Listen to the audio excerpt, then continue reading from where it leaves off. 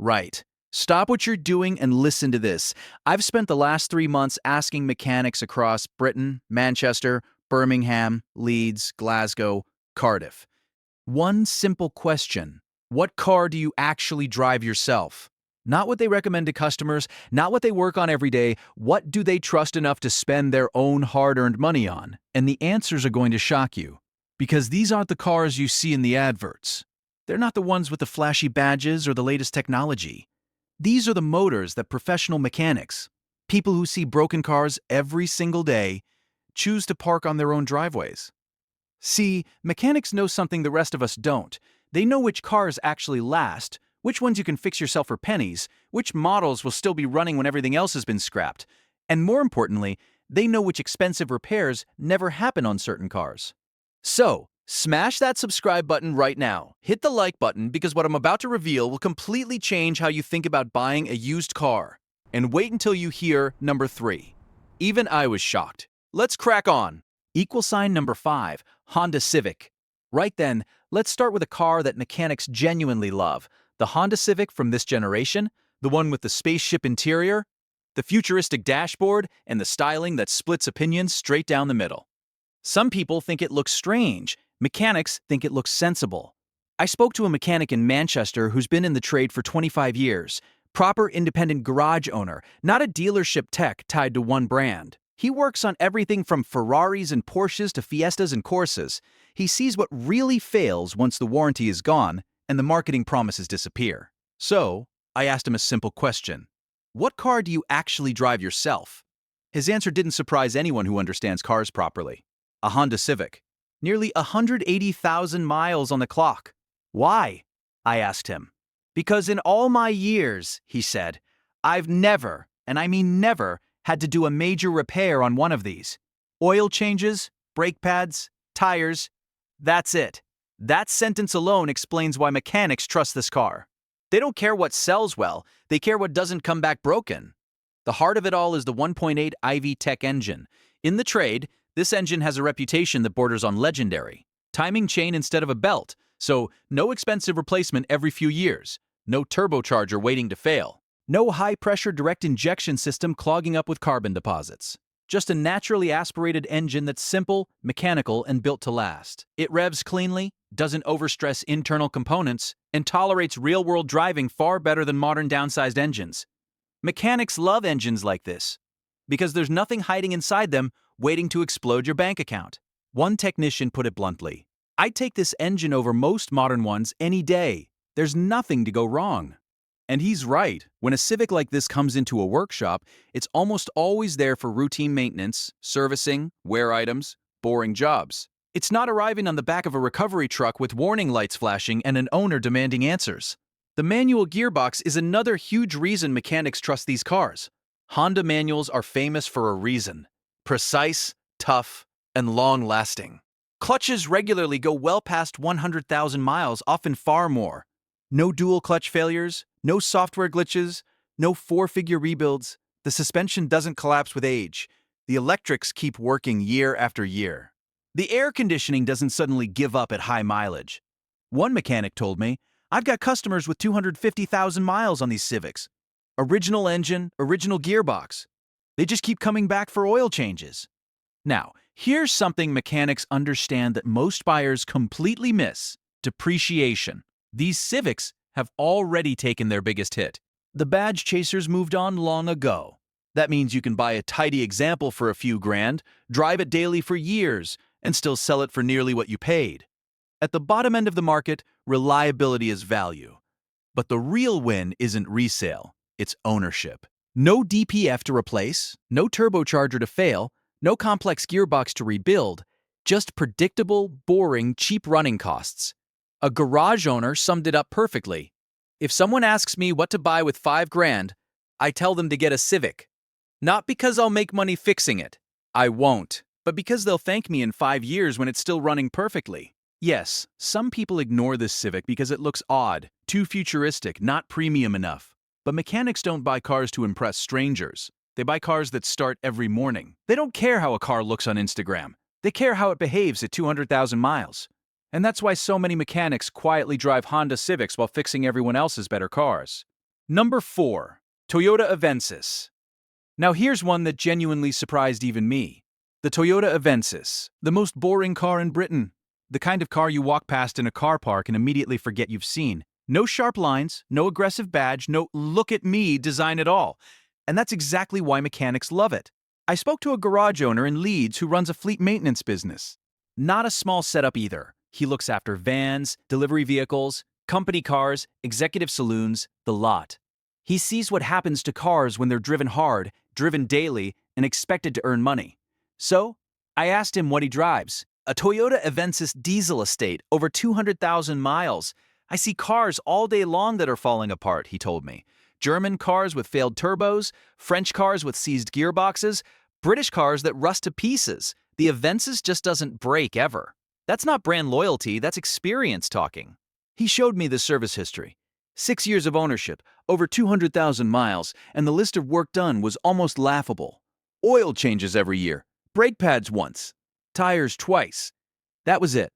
No breakdowns, no warning lights, no surprise bills.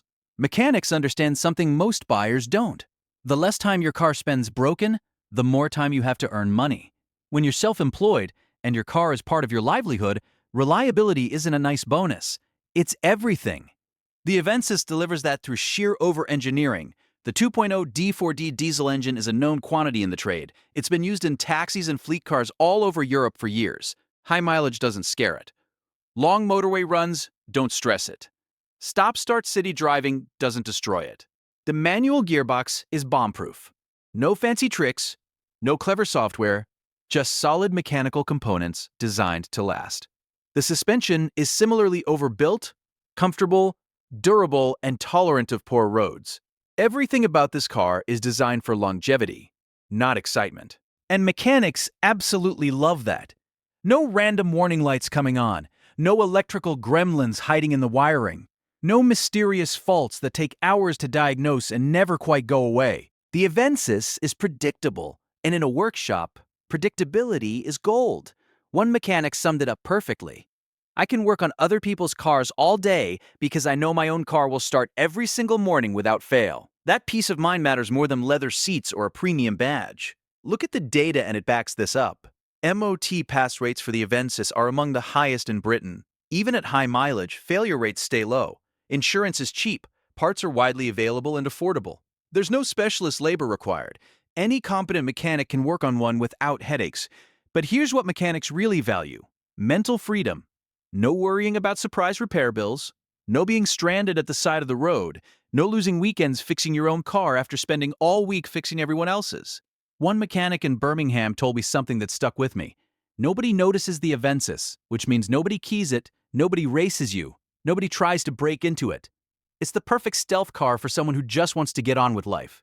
And that sums the Avensis up better than any brochure ever could. It's invisible, it's dependable, it's boring in the best possible way. Mechanics don't buy cars to feel special. They buy cars to remove problems from their lives. The Toyota Avensis does exactly that, and that's why so many people who know cars inside out quietly choose to drive one. Number 3. Mazda MX-5. Right. Here's the one that genuinely shocked me. I expected mechanics to drive sensible, boring, ultra-reliable boxes on wheels. Practical stuff. Invisible stuff. And then I started noticing a pattern that didn't fit that idea at all. A lot of mechanics own Mazda MX-5s not as their daily workhorse, but as their second car, their escape.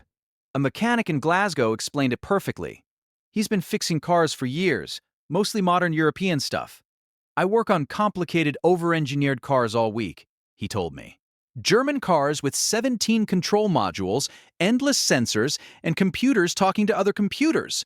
At the weekend, I want something simple, something I can actually enjoy driving. That sentence says everything.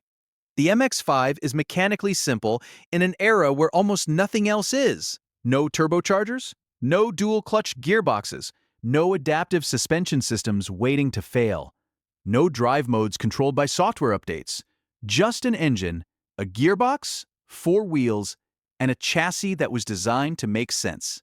It's a car a mechanic can fully understand and fully trust. The 1.8 and 2.0 engines are naturally aspirated.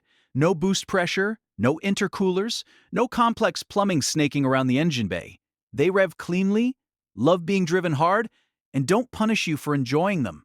You can thrash them without constantly worrying about what's wearing out underneath. Mechanics know exactly what fails on MX-5s, and that's the point. They know because there's so little, too. Remember, mechanically, almost nothing goes wrong. The engines are solid, the gearboxes are tough, the drivetrains are simple. Yes, the soft top eventually needs replacing, but that's a wear item, not a catastrophic failure. You expect it. You budget for it. Everything else just works. One mechanic told me, I've got mates with BMW Z4s and Audi TTs. They're always fixing something. Sensors, gearboxes, roof motors. My MX-5 has needed oil changes and one clutch in 8 years. That's it. And here's where it gets really interesting. Running costs. An MX-5 is cheaper to run than most hot hatches. It uses less fuel than a Golf GTI. Insurance is lower than a Focus ST. Servicing is simple, parts are affordable, and reliability is better than pretty much anything German in the same category. Yet, it's more fun to drive than cars costing 3 times as much.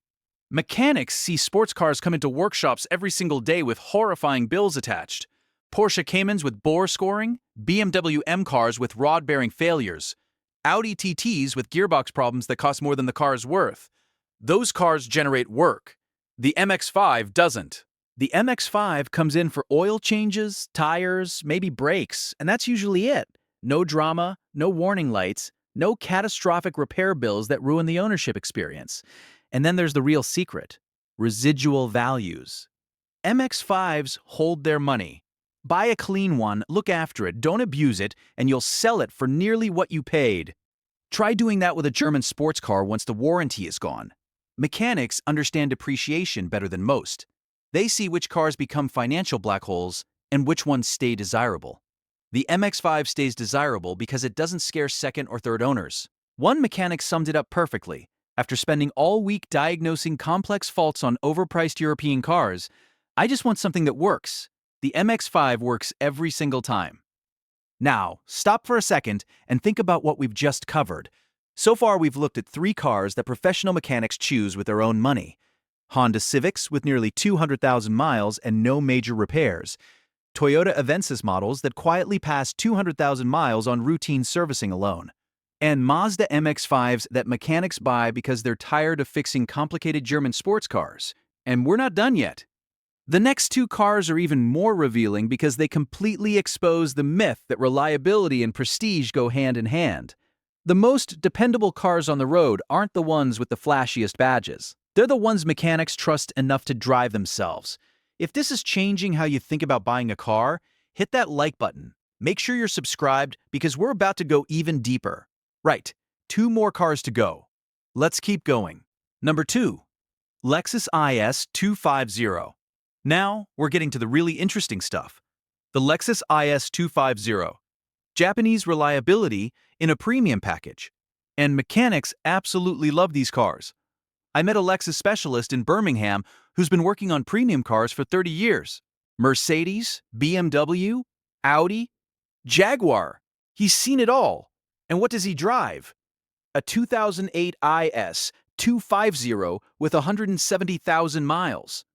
I spend my working life dealing with failed German engineering, he told me. Air suspension that collapses, gearboxes that self-destruct, electrical systems that go haywire. The Lexus is the opposite of all that. He showed me around his car. Everything still worked. The leather wasn't cracked. The buttons didn't stick. The air conditioning was ice cold at 170,000 miles on the original compressor. The 2.5 V6 engine is bulletproof. Mechanics know this because they never see them in the workshop with engine problems.